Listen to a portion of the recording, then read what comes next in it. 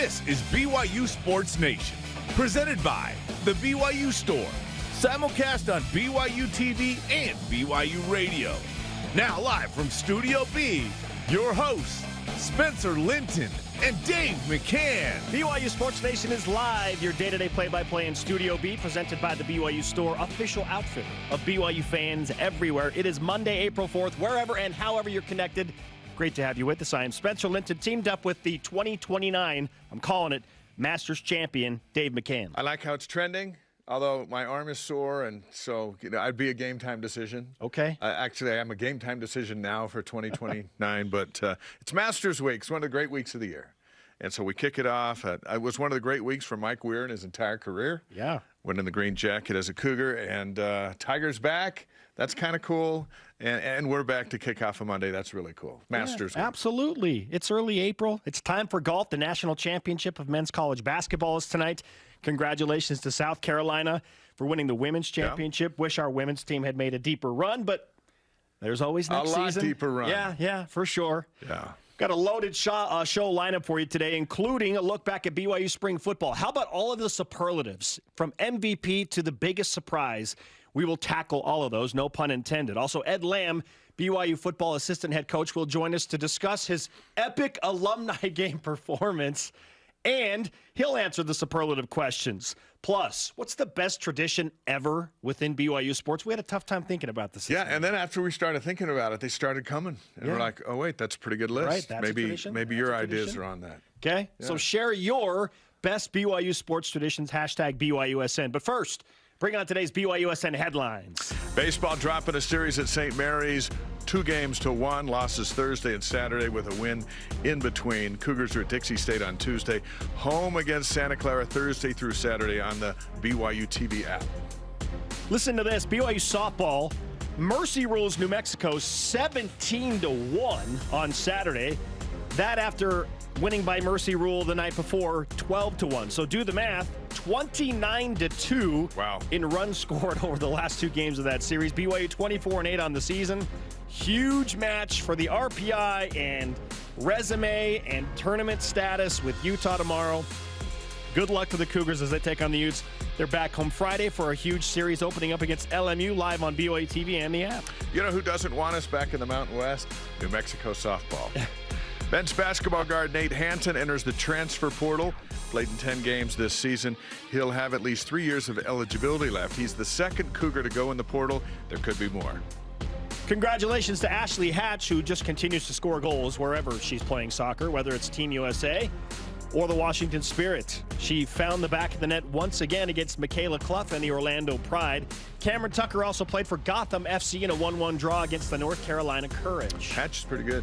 Really good. Pretty good. Women's golf teed off a little bit this morning. Earlier this morning, they're on the course right now. It's the Silverado Showdown at the Silverado Country Club in Napa, California. That sounds nice, doesn't it? Yes. Golf in Napa. Yep. Tournament finishes Wednesday. They're looking for their third tournament victory this season. That's a really good team. Listen, if you can't watch golf or play golf at Augusta in Georgia, playing in Napa is not a bad compensation. Yeah. Or anywhere. Third on the list is playing golf anywhere. It's true. It's true. I'll never understand people being angry about playing golf. Like, oh, Psalm is such a frustrating round. That is the definition of a first world problem. I'd rather be at work. You were playing golf. Like, it can't be that bad. No. Men's and women's tennis both suffer losses over the weekend to San Diego. The women, the heartbreaker, lost 4-3. Next up against San Francisco on Thursday at home. And the men lost 4-0. They, too, play San Francisco beginning on Friday. All rise and shout.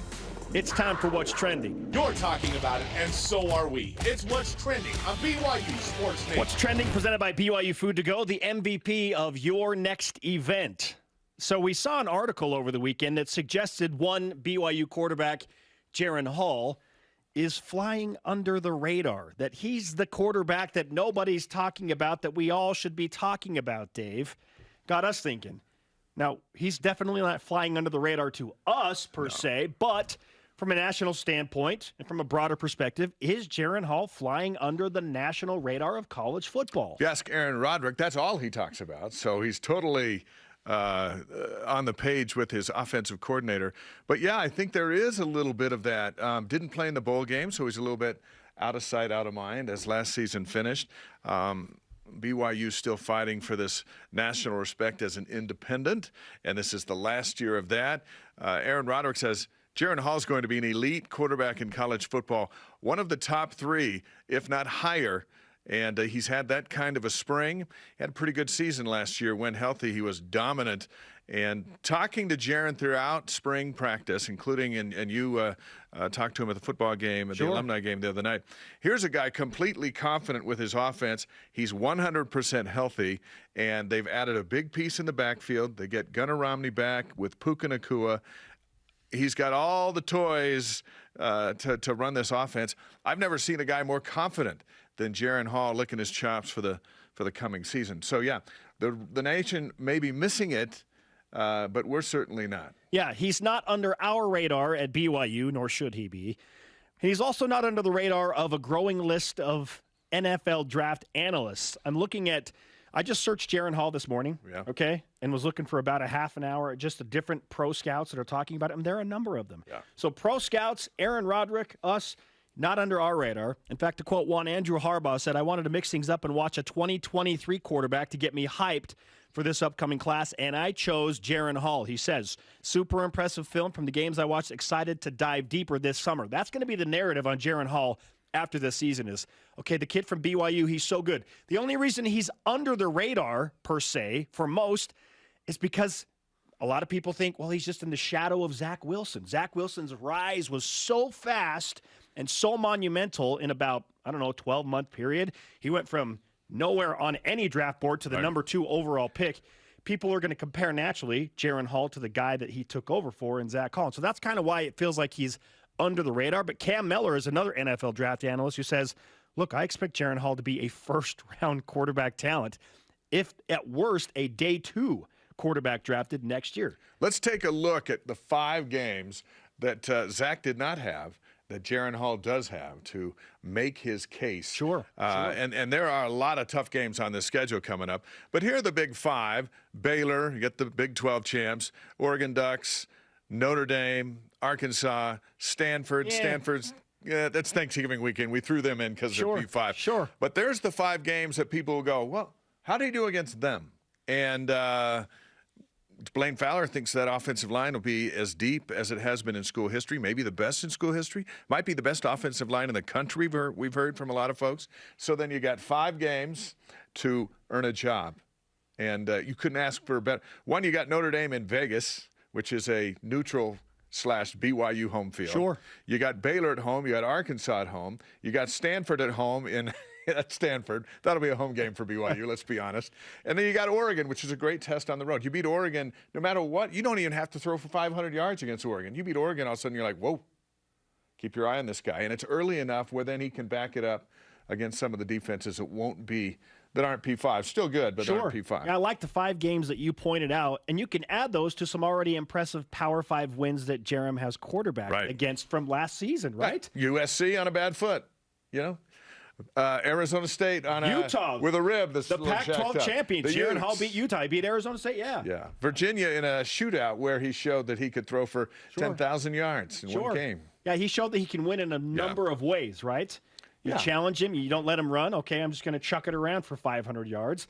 And then if you kind of press up on him like Utah and Arizona State did, well, he's just going to run around you because he's faster than you. So it's interesting. He's an interesting draft prospect. I like that you brought up the 5 games, but then let's tack those onto the already impressive Power 5 wins he has. He's going to have a lofty resume reel when he is done at BYU. And this is his season to go for it all. He's a little older, a returned missionary. He's got a kid. A family, and if he can have the kind of year that Aaron Roderick thinks he'll have, then then he'll be off to the races. And he had a fantastic spring ball, which takes us into our next topic. The superlatives of spring ball. We've decided there have been so many side stories. Let's just pick a couple of things. And Ed Lamb's going to join us a little bit, and he can call us crazy, or he can call us geniuses. I'm not sure which way, depending on it's always what he geniuses, had for breakfast. Dave. It's always geniuses. Depending on if he's had his ride today or not. But the MVP from spring, what do you think? Clearly, it's Jaron Hall, and it should be. It should be your quarterback who is returning and has been dubbed the guy, and he delivered. But there are some interesting names outside of the quarterback position. But, I mean, I think you'll agree with me. It's Jaron Hall. He was awesome. Everybody said, oh, he just looks super sharp. Every receiver we talked to made mention of, hey, I look up and the ball's right there. Hall has been on target. And that's not from his coordinator, who says plenty of that. And Jaron, of course, talks about how his guys have stepped up and helped him look good. But, man, those are the guys catching the ball, and they're going, hey, he's had a really good spring. He's next level. Yeah. He's just way more comfortable within the offense, understandably, because he's not a new guy anymore. Even though he's only a junior, hard to believe that if he decided to stay for the first year of the Big 12, he could be that guy. I don't think any BYU fan would complain about having Jaron Hall lead BYU into the Big 12, but a conversation for another day. And I think Puka, you throw Puka in there too. One, he'd never had a spring ball, so this was big for him. Yes. Puka Nacua is my other guy. Not named Jaron Hall, not in the quarterback position. It's Puka Nacua. And I thought that was such an interesting tidbit going back because he was so outstanding in high school at your alma mater. Orem High. Go Orem High Tigers. Golden Tigers. Okay. But he said just for a number of reasons, whether he was at Washington or even at BYU last year, he just was never healthy. This was his first full spring ball, and he took advantage of it. Yeah, and he was happy. We talked to him a million times, it felt like. And each time, a smile on his face, he's going, hey, the rhythm reps he missed last year with Jaron, he's gotten this year, which means big things for the deep ball. Sure. Coming in the fall. Our superlatives continue with the best newcomer, and we both zeroed in on this guy very quickly, Chris Brooks, the running back transfer from Cal. We talked to Roxy Bernstein of ESPN, who called a number of Pac-12 games. Not only that, he's a Cal grad, so he watched every Cal game very closely. So he was dialed in. Because he roots for the Bears. Yeah. And he said, I don't think BYU fans understand just how solid of a player Chris Brooks is. He didn't have much to run behind when he was at Berkeley, and he was kind of banged up a little bit because he didn't have a great offensive line. He's a really good pass catcher as well, which is a big part of this offense. He's going to be a nice complement to Jaron Hall at quarterback. I love he said he's embraced the culture. He loves it here. He was at the alumni game just soaking it all in. He talks smack with everybody like he's been there for 4 years at practice, which I like because of his confidence level. He's getting a grasp of the offense and got big shoes to fill, but Tyler Algier endorsed him during Pro Day. Going, hey, that guy's a baller. I think BYU's in great shape with Chris Brooks. Yeah, both he and Miles Davis said during my interview, and I can't remember if it got caught on live television or not, but they alluded to, look, magical things are going to happen with the running backs room this year. I know they both used the word greatness. Yes, greatness is going to happen. I like that. How about the biggest surprise? Yeah. I think I'm going to go with the quote from Kalani Sitake, who pointed out the defensive line, because that was my biggest question mark is, okay, we feel good about BYU's defense in the linebacker category with the return of Wilgar and Keenan Peely and Ben Bywater, Max Tooley, and the secondary's really experienced and good too. Love Malik Moore, and I love the additions and the movement that they're doing in the secondary. The defensive line's kind of like, okay, can we stay healthy? Can we get healthy? I like Tyler Batty to lead that group. But Kalani said, look, I think they're the most underrated group on the team right now. So the biggest surprise for me was that quote from Kalani saying the defensive line has been really good this spring. I like Ben Bywater, leading tackler from a year ago as a walk-on freshman. He's huge. 2 months. Yeah. He must have went to Steak Island or something. He's just massive. Him next to Wilgar, next to Peely, that's going to be a fantastic group of linebackers. I think Bywater was really impressive. Was like, whoa. That guy's huge. I'd like to take a trip to Steak Island. Not so much for lifting, but just for the good food, right? A1, rivers of A1. Yes, it's a different Steak Island for us than it is for Ben Bywater. Okay, and then under the radar player. And I'm going to this guy because I feel like he's just been lost a little bit. All right. Gunnar Romney. I don't think he should be under the radar, but I feel like because of Puka's, emerging status, and Jaron Hall has been so good, and then Christopher Brooks has gotten so much attention. Kingsley Suamataia coming over as the 5-star from Oregon. All the linebackers that are coming off injury. I feel like Gunnar's kind of just a little bit of a side story, and he is an absolute star. He's a proven star. I feel like he's a little off the radar. I've seen him make some great catches in the spring. Yes. He's got some zip to his step. Love it. Because of all those names you mentioned, I'm going to mention Chase Roberts. Another one. Yeah. Another one like Gunnar. 6'4", fast. Went on his mission, came back, got surgery before last season, so we didn't see much of him at all. But running full speed, and you ask him about the season, big smile on his face. Chase Roberts is going to be a big contributor. Oh, love that. Love the wide receiver core that BYU brings back. Keanu Hill is another guy that could qualify as an under-the-radar man. It's the wide receiver room other than Puka Nacua. It's going to be good. Our question of the day. And we are paying homage to the Masters at Augusta. We're just talking traditions because it is a tradition, whether you love golf or not. It feels like everybody. A tradition unlike any other. Yeah, the tradition unlike any other. Everybody knows the Masters. Everybody knows Magnolia Lane, those beautiful pictures. And the music. What's the greatest tradition within BYU sports? Let's hear from you, BYUS, and go to Voice of the Nation.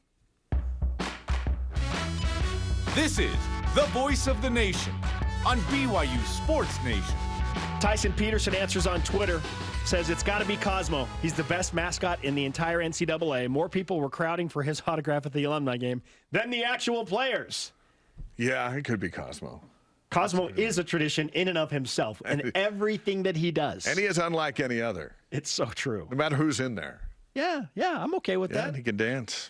Can a person qualify as a tradition or a mascot, rather? Okay, I'm okay with that. I think it can on this show. Sure. He's gotten viral enough with his moments, right? Yes, he has. Okay. We're going to delve into that more later in the show, so be thinking about that. What are the great traditions? Hashtag BYUS on Twitter, Facebook, and Instagram. Coming up, why this weekend might be the biggest of the season for BYU softball.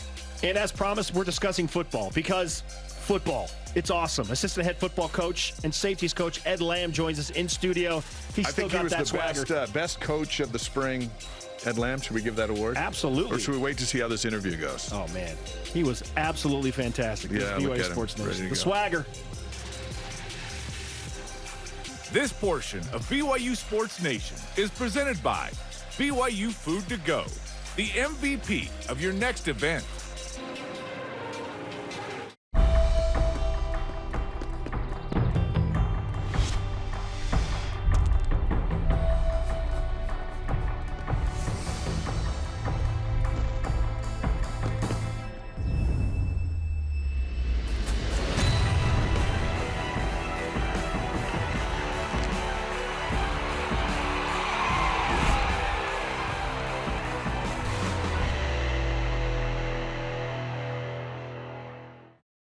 Hi, Spencer Linton here, letting you know when your company joins the BYU team as a corporate partner, your brand can be featured in sports programming on BYU TV and BYU Radio. In addition to all of the great games, you can be part of the BYU coaches shows, place your message in Countdown to Kickoff, basketball pre- and post-game shows, and each weekday on BYU Sports Nation. We invite your team to join ours and become a corporate sponsor of BYU Athletics. For details, email sponsorship@byu.edu today. And now, introducing your Mountain America All-Stars. Out of BYU, Alex Barcelo and Shaylee Gonzalez. Thanks for the warm welcome. So is this where we get the BYU card? But of course, the only place you can. This is really cool. Yeah, but mine's better. No way. Get your BYU card from Mountain America today. It's perfect for students, alumni, and super fans. Describe what the well symbolizes in 6 words. When you're down, keep on wishing. That crazy well brings hope to the hopeless. Help others feel better. Wishes, Ireland, and mystery. Life changing. The well symbolizes hope. BYU Sports Nation is presented by the BYU Store, official outfitter of BYU fans everywhere. BYU Baseball returns home to begin a big 3-game weekend series against Santa Clara. Thursday night, it starts at 8 Eastern on the BYU TV app. After a 3-6 start, every series is big from here on out for baseball. Listen, Dave, a series sweep would be timely and fantastic. And this is a team that could do it against Santa Clara. Yeah. This would be the perfect week for that. Clean up the errors. Clean up the errors, and you're in first place. We are live in Studio B. This is your day-to-day BYU Sports play-by-play. I'm Spencer Linton alongside Dave McCann. It is our pleasure now to welcome in the man with swagger, and he should have swagger after what he did in the alumni game. He is assistant head football coach Ed Lamb. Ed, welcome back. Congratulations on a fantastic event and an incredible individual performance. Everything you've taught your players is validated once again. How do you feel? Well, I'm really I appreciate the compliments, but I'm holding out. The safeties encouraged me to play. I wasn't planning on playing, and they're going to grade the video. So I don't know. I don't actually know how I graded out. I appreciate. I think you're going to do okay. You know what you've done. You know what you did out there. There were plays made, but in our grading system, it's about the plays that aren't made, the plays that should be made. Okay. Did you feel for a moment like you were a kid again? Because it seemed like everyone kind of played that way. Yeah, I really feel like that, probably a lot of guys went into it with the same idea, which is, okay, how much are we going to put into this? Let's just stay healthy, have a good time. But it's competitive. It doesn't matter if it's a cornhole game at a barbecue. You get a bunch of ex-athletes together, then it's look at it's time to this compete. teenager running around here. Yeah, it was a good time. I haven't seen you run that fast in a while, Ed. And you should have after that play. That was fantastic. And how about this here? And then you get it on offense doing your thing. Yep, that's right. In my mind, it looked a lot more athletic than it is now. I'm watching it on film. Well, T.O. came right and put a cleat right in me right there. That hurt, but yeah, that was a good time. You know, that touchdown you had, it was thrown behind you a little bit. So you had to adjust mid-flight, we'll call it, to pull that one in. And Team Royal made a charge there at the end. We did, yeah. The game, I think, was starting to get out of hand. I thought from a roster standpoint, it looked like the Navy had first pick and maybe the first several picks. Okay. But Royal hung in there. We didn't have very many young players, but we had guys with a lot Look, of you had to leave a HEFO. You were 8 seconds away from winning the game. In fact, everybody had been like, oh, Royal's going to win the game. And then Max Hall crossed the line of scrimmage by 5 yards, and there was no flag, and then they throw a Hail Mary. Yeah, I think there were a few no calls on that play, but I got to give Max and Keel a lot of credit, and Hoffman came in there and threw his body around right before the ball came down. It was in the end, it was just an awesome way to end the game. Now, Kalani has said that he wants to continue to do this annually and make it bigger and better. Where do you stand in that conversation of bringing this back every year? It probably doesn't matter where I stand. Nobody consulted me in the first place about having it. Had they, there's no way I would have predicted that it would have been, what it turned out to be. What a great night for all of us, and to have fans show up. 7,500. Yeah, and the way you guys, you put it on, and I wasn't aware really the social media part, but I guess a lot of the guys knew about this. I was getting text messages from former players and things like that. So it was just an awesome event. I think it's a great idea to keep it going. Next year, and as it moves on, there will be players that are saying, I want in, as opposed to phone calls saying, will you play? Because, one, we got thousands of alumni, and you only need, what do we have, like 40? What do we have, a roster of about 40? Sounds right. So you only need this small group, and the big reveals can be who's going to be the quarterback in February. Sure. You double the crowd from this year to last year just based on momentum. And some of the best things in sports are just little ideas that aren't completely necessary that turn into spectacular events that don't go away. And this may be one of them. Do you think this is one of them? Absolutely. Yeah, I think it's great to keep it going. It was everything that we could have hoped for from a program standpoint. A lot of smiles out there. Definitely. Ed Lamb is with us on BYU Sports Nation. It was the perfect way to wrap up spring football. At least it felt that way to us. And spring ball was a successful venture. In talking with you after days of practice and with Kalani and all of the coaching staff, how would you sum up spring ball overall? More importantly, where did BYU football get better over the course of that essentially 3 weeks of practice? I feel like that we got better in terms of learning to practice together. The head coach always has to set the tempo or the contact level of spring practice, and really it's based on the veteranship of the team. And in other words, do we have a young team that needs to work on live full-speed tackling to the ground, or do we have a veteran team where we need to work on the fundamentals of staying on our feet with block shed and blocking and tackling up high, so to speak? And I really thought Kalani set that tone from day one. And the team has learned to practice well together. I feel like we came out learning how to practice fast but safely together, and that's the mark of a veteran team. If you watch an NFL practice, you're going to see a lot of guys going really fast but staying off the ground. And I know that's not an exciting answer to the question, but if you want to be a really good football team, you have to learn how to practice fast and safe. That's the exciting part, is that you want to be a really good football team, and right. you're seeing things that would signify you're a really good football team. I think so. We have veteran guys that expect to win. They know how to work to win, and we have to pull the reins back. Is there a Big 12 aura around this program now? I mean, July 1, 2023, the school is a Big 12 member. You're going to get their football schedule in October for your first Big 12 season. But we got the sense that there was. What about from your position as a coach, as you look around at the guys you've got and what you're building? Does it feel like a Big 12 member moving forward? Well, you just said it. It's the guys, right? And so it depends which guys I'm talking to, and if I'm talking to the whole team, if I'm thinking about the whole team, we've got a group of guys who will never play in a Big 12 game, and it's important that those guys finish off this season in their career in the right way. And yet, when we're out on the road or recruiting right now, when we're having phone conversations, we're recruiting guys that will only play in the Big 12. And so we really, I think, are wearing different hats right now, and it's important that we look out for the guys and who the guys are and who we're talking to. You probably just answered my question in terms of what has changed the most, recruiting and who you recruit. But how quickly did that transition take place when you were essentially getting into doors that otherwise you would not get into because of the Power 5 now implementation in 2023? I think we saw it right away with the transfer portal and guys that were reaching out to us that maybe otherwise wouldn't have. I think we're seeing it mostly with local guys that maybe have grown up BYU fans or grown up would considering BYU as one of their top choices, but in the end they were convinced that they needed a Power 5 experience for whatever that was worth, right? There's a label on it.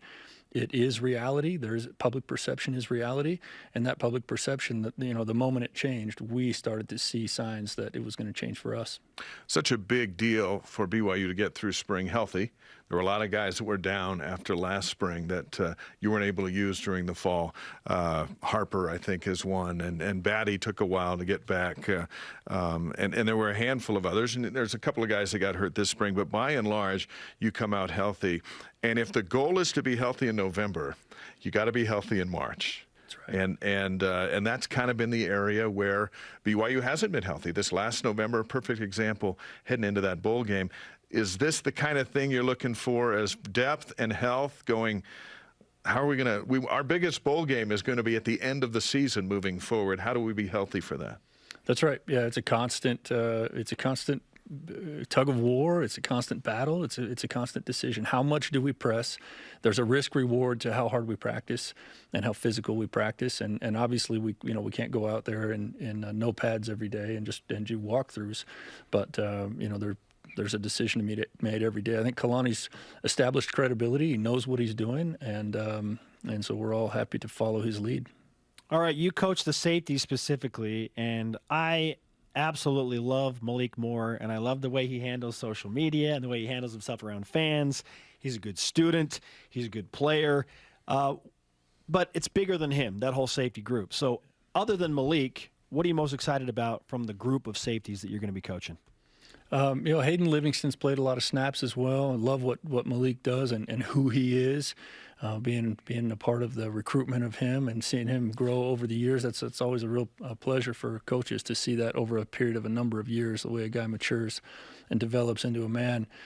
But yeah, Hayden Livingston's played a lot of quality snaps for us. Micah Harper didn't play last year with his injuries, but he's in the group now. Javel Brown has been stepping up in spring ball significantly. Really like the way that at the strong safety position, Talon Alfrey is back from injury, and we expect some nice things out of him. It's a solid, deep group. I was just talking to the group the other day. Matt Criddle is moving back from linebacker to safety, and so he'll offer us a lot of veteranship. He's made plays. He's made interceptions, PBUs, tackles in games. He expects to make them again. It's a really solid group, top to bottom. I noticed you didn't appreciate the feedback you were getting from the sideline from Caleb Hayes and D'Angelo Mandel, trying to substitute you out of a goal line stand, which preceded your play of the game defensively in the corner. Yeah, that was planned, from the start. I told them, watch this. I told them how to take an opposite leverage, stem from inside to outside, add some confusion to the offense, give yourself a chance. They saw me lined up inside, and they were all, flustered about my strategy. They ought to have known better, and they will know better going forward. I think, in terms of establishing credibility, I did. Fantastic. That's on Devon Blackman, too. Yeah. I mean, that's not just any guy. That's the super athletes. This is why when Kalani took the job, the first person he called to join his staff was Ed Lamb. Because I could break up a pass in the alumni game. Exactly. Year 6 of our tenure. Years later. Thank you, Dave. It's a long journey. It is the highest compliment. It's a long journey, but here we are. Ed Lamb is with us on BYU Sports Nation. As a defensive group whole, I was mentioning earlier, my biggest surprise was his defensive line and how complimentary Kalani was of the defensive line. What can you add to that conversation? What did you see from the defensive line that makes you feel like, I see why Kalani said they are under the radar and they've been really good this spring?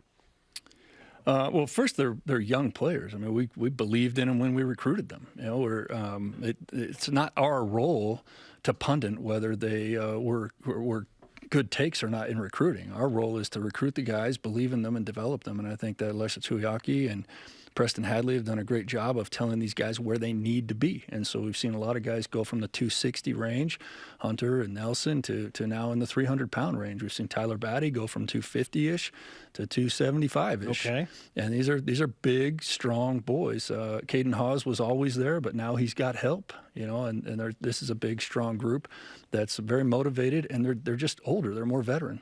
Well, 8 or 9 guys have starts. Yes. You know, so when they take the field, they've been out there. Yes, that's right. Yeah, Blake Mangelson's another one. Yeah. He looked very impressive. He's up to 270 pounds.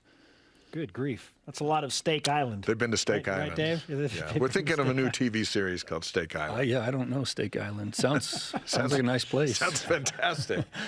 Hey, we appreciate you coming in on essentially what was going to be one of your days off, and we hope you get some breaks. You know, I know golf is always in your summer, and so, Dave. It's going to be in our summer. Yeah, that's what I was going to say. Yeah, looking forward to that. Can we commit you, speaking of commitments, commit you to play golf with Dave and myself at some point? You got it. Let's do it. Okay, yeah. Let's go, Ed. Yeah. Love that, man. Enjoy the summer. Send love to your family, and as always, take some BYU Sports Nation karma for whatever you need it for. Thanks, guys. You got it. He had a lot of it in the alumni game. It's like carried. I don't know that he needed karma. it. Fantastic. Coming up, the basketball reference heard around the world during General Conference. Yes. And are we pulling out the Big 12 pom-poms for tonight's men's national championship basketball game? Kalani is. This is BYU Sports Nation.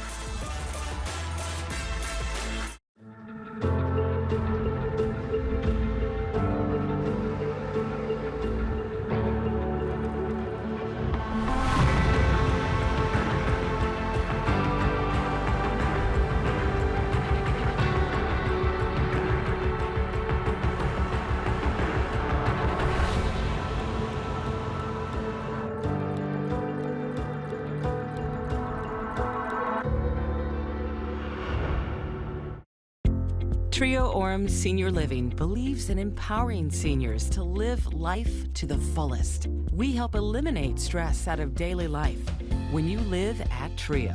Less time focusing on housework means you can socialize at one of our many events, with safety in mind, of course. And did we mention our spacious apartments with modern amenities? Learn more about setting up a private tour at trioorem.com. They prefer to be bringing the heat, getting set for success, demonstrating their drive. But when their blood and sweat turns to tears or anything else, we lay the groundwork for BYU's athletes to hit the ground running again, and you as well. Intermountain Healthcare, official medical provider for BYU Athletics. Hey family, if you're looking for something new to watch, stop scrolling and start streaming. BYU TV has a ton of great options to binge together. From bold adventure to family drama and even a little fun, there's something for everyone. Binge entire series, experience all the feels, immerse in non-stop intrigue, and treat yourself to unexpected turns. Think you know BYU TV? We're just getting started. BYU Sports Nation is brought to you by Maersk, enabling global trade for a growing world. He is Dave, I am Spencer, and this is BYU Sports Nation. To interact with the show, get content throughout the day, follow us on all of the major social media platforms, including Facebook, Twitter, Instagram, YouTube, and my favorite account right now within the BYU Sports Nation realm is TikTok, putting out some really fun stuff on TikTok. We're everywhere. Let's whip it. Cougar Whip Round is presented by Maersk, your integrated container logistics company enabling global trade for a growing world. Dave, start us off. President Nelson gave a reference during his Sunday General Conference talk to a basketball game where the half ended something like this. Goes to work. Up for a three. Got it! He only needed 5 seconds to make his move. Johnson on the steal. Up and in! We do love that there are BYU TV fans everywhere. So what's your favorite momentum play of the season? And it could be any sport. Dave, I'm going to rewind to the most memorable day in 2021 that I can recall. On the heels of being invited to the Big 12 on the Friday before the game against Utah, BYU football's defense held Utah on a very risky 4th and 1 call, and it seemed to shift the game back in favor of BYU. So I'm going with BYU football's defense against Utah in the first half, a critical 4th and 1 stop that to me shifted the entire momentum of the game. And I know there are naysayers out there that say momentum's not a thing. And it's a thing. In the realm of sports, it's hard to define it, but you can feel it. How about Paisley Harding up at Gonzaga? They're down by 15 at halftime. She gets a shot to the face, gets some stitches, comes back in, triggers an amazing run, and they beat the Zags on their home floor on their way to claiming the conference championship. Talk about momentum. When she comes back with stitches, there's no way her teammates were going to let her lose. Love that. Momentum's everything. Absolutely. Kansas, North Carolina tonight for the national championship. Are you like Kalani Sitake and by default, because of your Big 12 camaraderie now with all those schools, rooting for Kansas by default as a future member of the Big 12? Honestly, I still haven't recovered from Arizona taking a dive, which took me out of the family competition. But I'll pull for Kansas. And if any kickback dollars come down the road because they won the national championship this year and it goes to all members of the Big 12? Fantastic. Fantastic. Yes. More the merrier, especially in the financial category. That is absolutely I wouldn't have a problem with Duke winning and then winning tonight. That was under all that storybook stuff. ending and all that stuff. Now, I will say this. The one intriguing part about North Carolina and rooting for the Tar Heels is if the Heels win, that would tie the lowest seed ever to win the national championship, joining Raleigh Massimino's Villanova Wildcats in 1985 when Villanova was an 8 seed and won the national championship. And they shot like 80%. Yes, that was wild. And they did it against Georgetown. Yeah. You know, that was an unbeatable Georgetown team, or so we thought. Coach K and Duke losing to North Carolina in the last home game and then in the Final Four over the weekend. Is that the greatest troll in rivalry history in that rivalry? It has to be. In terms of sending off a legendary coach, you spoil his last home game at Cameron Indoor. People were paying upwards of $10,000 a ticket to get into that game to support Coach K, only to watch him lose to North Carolina.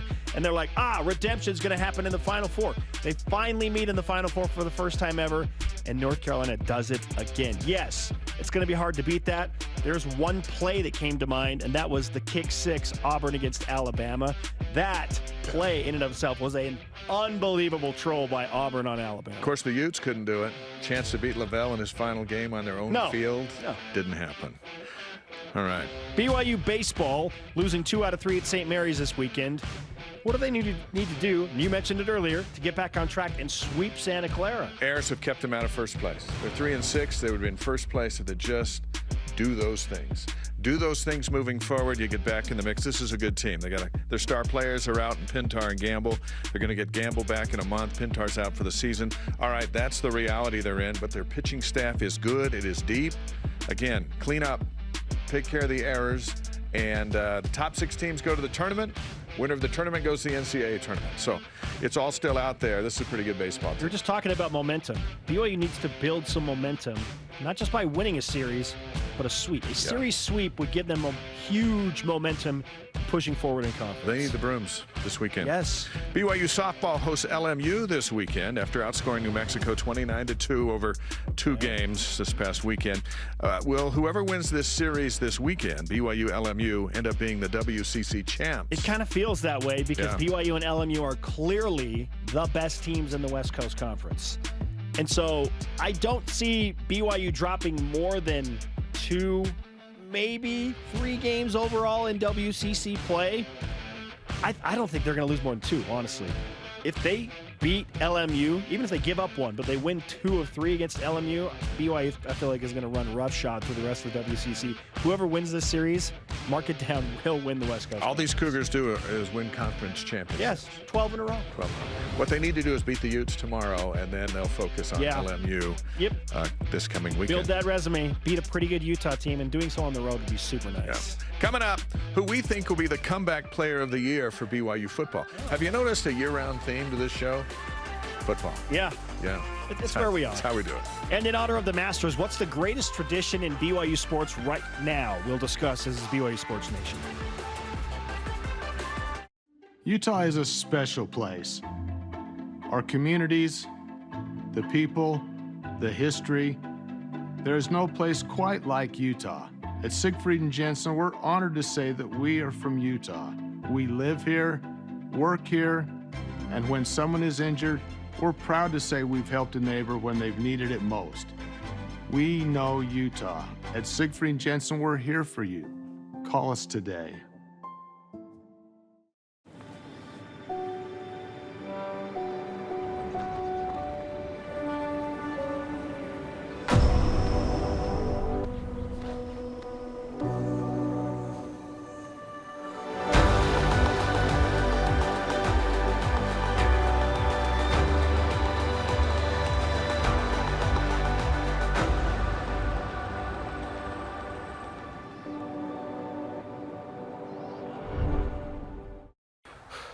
Okay, man, you got this. It's not that bad. Okay, it's a little bad. Just do it. That was unbelievable. Some things seem scarier than they really are, like buying a home. But your loan officer at Intercap Lending will help you get pre-approved and walk you through every step of the process. Intercap Lending, a name you can trust since 1978. I'm okay. I'm okay. On the next relative race, hearts are heavy with the elimination of Team Green. And the competitive pressure causes our remaining teams to crumble. Go, go, go!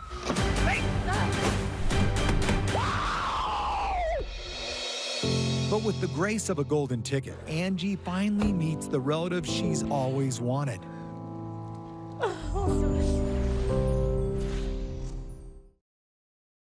BYU Sports Nation is presented by the BYU Store, official outfitter of BYU fans everywhere. Softball begins a conference play of the big series we mentioned a moment ago. LMU doubleheader starts Friday.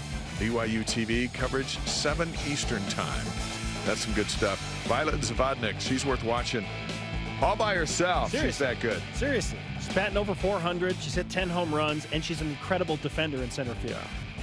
She's a supreme athlete, and I love it. Welcome back to BYU Sports Station. We are live in Studio B and discussing some further football topics. Why? Because football. And we just wrapped up BYU spring football, so we've got the beginnings of a long offseason and plenty to talk about during that offseason, Dave. Right. Beginning with this, we talked, ad nauseum in the fall about the injuries late in the season.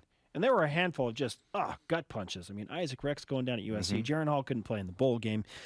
Keenan Peely got hurt very early in the season. Peyton Wilgar after a shoulder from the Idaho State game. So many. Yeah. So who do we expect to be, of all of those injuries, the comeback player of the year for BYU football? I'm going with Peely. And I think all three are going to factor in big. But when you look at Peely before he got hurt against Arizona, he had 17 tackles. He was incredible. Down in Vegas. Then he came back solid against Utah. Here he comes. He's number 41. He's awesome. And then Arizona State, he was solid right up until a knee injury took him out for the rest of the year. And I saw him at Pro Day talking with Peyton Wilgar, and I asked Peyton about Keenan. He goes, we're all ahead of schedule. We're all going to be on the ground running when fall camp opens. Love that. We'll all be on the field in the starting lineup against South Florida on September 3rd. I think Peely is the heart and soul of that defense. Yep. And they missed him last year. Bywater, we didn't even hear Ben Bywater until he went out. And all of a sudden he's in, leads the team in tackles. Wilgar solid. He had to move positions. But they'll all be where they need to be and where they belong. And I think Peely is going to be the comeback guy. What do you think? Yeah, and I think Keenan Peely wants to build his NFL resume this year because he does have 2 years available with the COVID exception and his red shirt if he still wants to play. But he told us in Studio B about a month ago, this is the season for me to make my push. I'm not getting any younger. So he doesn't want to be 26-year-old Taysom Hill and have to deal with that scenario of like, he's too old to play. And clearly Taysom was not too old to play. And he's got like a $90 million contract. Right, yeah, exactly. So there's some upsides, but yes. I love the Keenan Peely pick. I think Peyton Wilgar, his role shifted. People are like, why the dip in his numbers? Like he wasn't as explosive. His production wasn't. It's because Keenan Peely got hurt. And then Max Tooley was in and out of games, and BYU lost a bunch of guys on the defensive line. And so Peyton was being asked to do a bunch of things and fill in the gaps for a bunch of injured players, and it was a lot. And so with Keenan back and the defense healthy and staying healthy, fingers crossed, I feel like Peyton Wilgar is going to be right there with him in terms of like being a comeback player of the year. Peyton Wilgar, a year and a half ago, according to Cam Mellor, was BYU's best draft prospect. Yeah. And then he got banged up. And they're having their first kid, he and Christine, in July. Fantastic. And now there's more motivation to play hard, get a job, and provide. So I think you're right. Wilgar is going to be big. And Isaac Rex, I think he and Dallin Holker are going to have better seasons because I think Jaron's going to throw over the middle more often. I think he'll be more comfortable going over the middle. Sure. Zach loved going over the middle to his tight ends. You look at the numbers from one year to the next. Last year, it wasn't a giant priority to the tight ends over the middle for Hall. I think in watching practice in the spring, they were running a lot of that. I think those big bodies will, get him on a linebacker, send him across the middle, forget it. And I think if Rex, and he's told us he's going to be back, he told us he's going to be back in camp. Which is amazing. And we've seen the Frankenstein stitches down his leg. Wild. His ankle. But I'll tell you, he and Holker side by side gives you shades of Lewis and Mealy and some of the greats that BYU's had. Pitta and Harleen. Pitta, Harleen. And it gives Jaron Hall so many more options that Rex could come in big. He was huge with Zach. I think it was Zach's favorite target. 12 touchdown catches for Isaac Rex from Zach Wilson. And we've learned specifically that Jaron is starting to see the middle of the field better. Like you asked Jaron, and he'd say, yeah, I'm just starting to feel more comfortable seeing the whole field. And that includes like those reads, those later reads down the middle of the field. With the big tight ends just roaming free. Those are a little bit late because often they block. Then they release into receiving areas. So it just takes a while for some of those plays to develop, and Jaron has matured. It's going to be nice. One of the great traditions of all of sports is the Masters Golf Tournament, and it starts this week in Augusta, Georgia. And that got us thinking about traditions here in Provo and on campus. Yeah, what is the greatest tradition within BYU sports? We've been asking you to send in yours with the hashtag BYUSN. And we sat there on the phone call this morning thinking for a moment, like, yeah, what is the greatest tradition? And as you pointed out earlier on the show, then the ideas and the things that fans do traditionally speaking just started to flow, and we have a nice list. Starting with the one that you brought up, which is a fantastic tradition for BYU basketball fans, and that's the curtain drop in the Marriott Center. I love it. When we're broadcasting games, I'll take my headset off just to listen to the lights and the crowd, and down comes the big screens. And they started doing it for the women this year too, which was fantastic. Got the blue glow sticks going, and it just sets an atmosphere for a big night, worth driving, fighting through traffic, getting a parking spot, coming in, getting a cougar tail and a drink and a hot dog and sitting down, and then this happens, and suddenly it's like, oh, this is cool. I'm glad I'm here. Yes, it's until you have experience, it's hard to explain what that is like. So seeing the curtain drop is a really fun tradition. And I mean, you talked to Gloria Navarez and all the West Coast Conference officials. When they first saw that, they were like, whoa, this is big time. All those Big 12 schools, they might come in with, 9 All-Americans on their roster, but for a few minutes they're going to go, whoa. This is sweet. We're in the big time. This is pretty sweet. This is cool. I like at the football stadium, when the team comes out, the band splits, the fireworks go off, and the alumni flags come out. I think that's a great tradition because it creates energy. Yes. Traditions that create energy are awesome, and this is one of them. Yeah, and let's stay with the football theme. And this is one of the earliest traditions that I can remember as a child. And I heard it through the TV. I didn't go to my first BYU football game in person until I was 11 years old. But I watched BYU football. I have vivid memories of watching BYU football from the time that I was about 5 years old with my family. And one of the first things I remember is the BYU Cougars chant, where each section of the stands takes a letter, and then the remaining stand or bleacher says Cougars. There are 4 separated bleachers, if you will, within LaVell Edwards Stadium. They all separate that. And that was one of the first traditions. I was like, that's pretty awesome. And the first time I heard it, it was magical.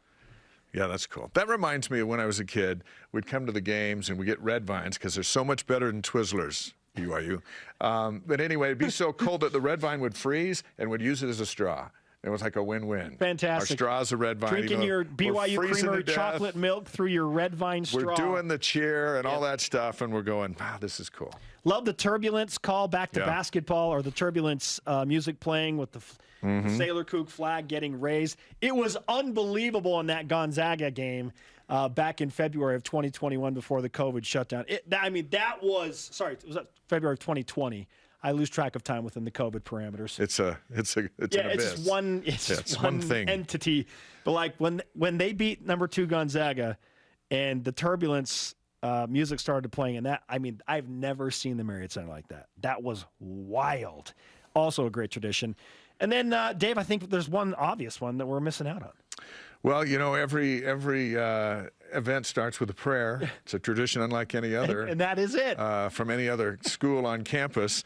And so, there's that. And it is what it is. It is who we are, and love it. Yeah, prayers don't happen anywhere before every event like they do at BYU. And none of those prayers, I don't think I've ever heard, maybe one or two have come close, I've never heard anyone asking for a win. Or more points than the other team. Yeah, I wonder if that, I'm sure somebody's asked for that. I'm sure. Please help BYU to crush the competition. To beat the Utes, I don't know. Yeah, that's awesome. What is worthy of a supplication for BYU to win? Masters Week, the great traditions here on campus. Coming up, we're going to hit some of our responses to the question of the day. And a rise and shout out to gaining some momentum. This is BYU Sports Nation. Tim Daly Ford in Spanish Fork sells Ford vehicles including the F-150, the pickup designed for work and play. Tim Daly Ford maintains a large inventory, providing more choices for selecting an F-150 with the power and engineering to carry and tow heavy loads. The F-150's design offers comfort, safety, and a range of options to choose from. Think Ford, think Tim Daly Ford in Spanish Fork. I know what it's like to be overlooked, to be doubted, to fly under the radar. I only had one offer coming out of high school, but I was ready for every moment, every opportunity, and every shot that I got.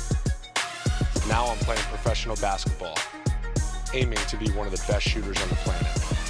And I'm just getting started. Be ready for your moment with Rapid Reboot, the future of rapid recovery. Turn TV time into together time with the BYU TV app. Watch all your favorite shows when, where, and how you want. This isn't like a practical joke, is it? No, sir. Immerse yourself in stories with all the feels. Go on uninterrupted journeys of discovery and see families coming together while watching with your own. See new and original content, all for free on the BYU TV app. There's nothing quite like doing a live sketch. Having the audience nearby is really, really neat to just be able to connect with them and hopefully make their day better. When you are doing a sketch and you hear your first laugh, it's just like, here we go, let's go for it. I mean, one of the most rewarding things is having people saying, I struggle with this or this, and you guys are able to make me laugh at it and realize, I'm not the only person going through those things.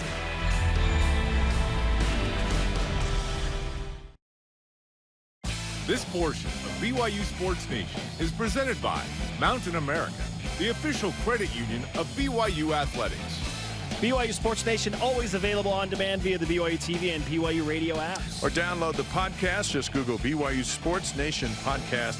And please subscribe, rate, and review the show. Our question of the day, honoring the Masters and the traditions at Augusta National and Magnolia Lane and all of the beautiful flowers and perfectly manicured greens and the grounds. Promise me you're not going to shout during Tiger's backswing. I will not do that. Okay. I will not do that. I won't even shout after he hits a shot. I won't be the guy going, Tiger Woods! In the hole? No. Don't be that guy Get in the hole! No, I will not be that guy. Just watch. It's not my style. All right, good. All right, a question of the day. What's the greatest tradition in BYU sports?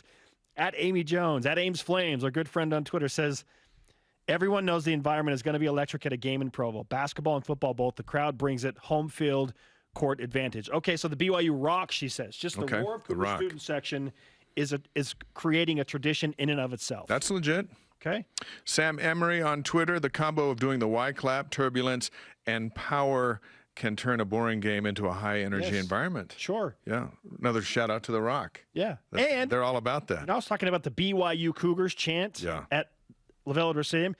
That now makes a random appearance or two within the basketball game as well.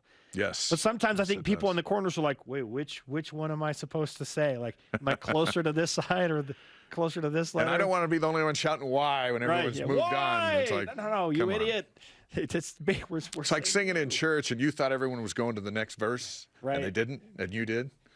Yeah. I've never done that, Dave, and had the awkward stare down from several members around me. You're not even paying attention. All right. Ames Flames also added the honor code. It's not for everyone. That is a great tradition. Just live it, love it.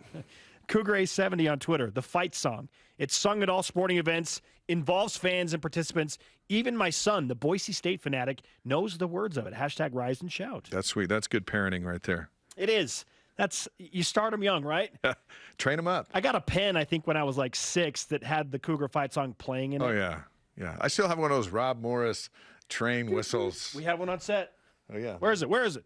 It's somewhere. If I could find it. Yeah. Oh, there it is right there. Nice. I see it. All right. Sean Nielsen on Twitter gives us our elite voice of the day, presented by Sundance Mountain Resorts. The chant of BYU Cougars rotating around the sections of LaBelle Stadium and sometimes the Marriott. I loved it as a kid. I still love it now. The only thing that trumps that is when that cheer takes place in an opposing stadium. And we've heard that many times. Yes. Especially down at UNLV, and the Rebel fans hate it when the BYU cheer marches around all of Sam Boyd Stadium. And you just watch it and you're going, I don't know where all they came from, but this is glorious. Yeah, yes. Sam Boyd Stadium rests in peace. It's no longer. Yeah. Las Vegas Legion Stadium had it with Arizona. You just you throw them in there and you take over the place. And there's going to be a lot of those kind of chants in these Big 12 venues when BYU gets rolling. Oh, BYU's fans made their presence felt at Baylor for sure. Yeah. That was big time as well. Baylor fans, including like people that have been coming to games for 30 years saying, where did they all come from? Yeah. Like, we've never, not Oklahoma, not Texas, we've never seen an opposing crowd. And the announcers that like don't know, this. they just go, well, they travel well. They travel well. What Kansas and Iowa State and all those teams are going to learn is, where'd you guys come from? And they're going to look at each other and go, from your neighborhood. Yes. We live here. It's a push pin. You put a push pin into Waco, Texas, and if you're within like an 8-hour radius, you'll be there. Yeah. You'll be there. That's what I think is going to surprise the Big 12 the most, is the fans and where they came from, and then they realize they came from Big 12 towns. Yes. No question. Yeah. Today's Rise and Shout Out presented by Mountain America, the official credit union of BYU Athletics. How about to Alex Barcelo and Spencer Johnson for giving President Russell M. Nelson some momentum for his general conference talk on Sunday, and to President Nelson for watching the game on BYU TV. We know he loves BYU TV. We see him down at the games every so often with his grandkids sitting behind us on Media Row. Love it. And that was a cool reference. As he was speaking, I was sitting there going, oh, yeah. That's familiar. I think we had that. I remember doing an interview with Mark Pope right after that happened and thinking, Mark's going to be in a bad mood. Then Alex hit the 3, then Spencer did that. I'm like, Mark's going to be in a good mood. And he was in a good mood. Yes. Our thanks to today's guest, Ed Lamb. Conversation continues 24/7 on Twitter, Instagram, and Facebook. Use the hashtag BYUSN. For Dave, I'm Spencer. Shout out to Garrett 2J. We'll see you tomorrow on BYU Sports Nation. Go Cougs.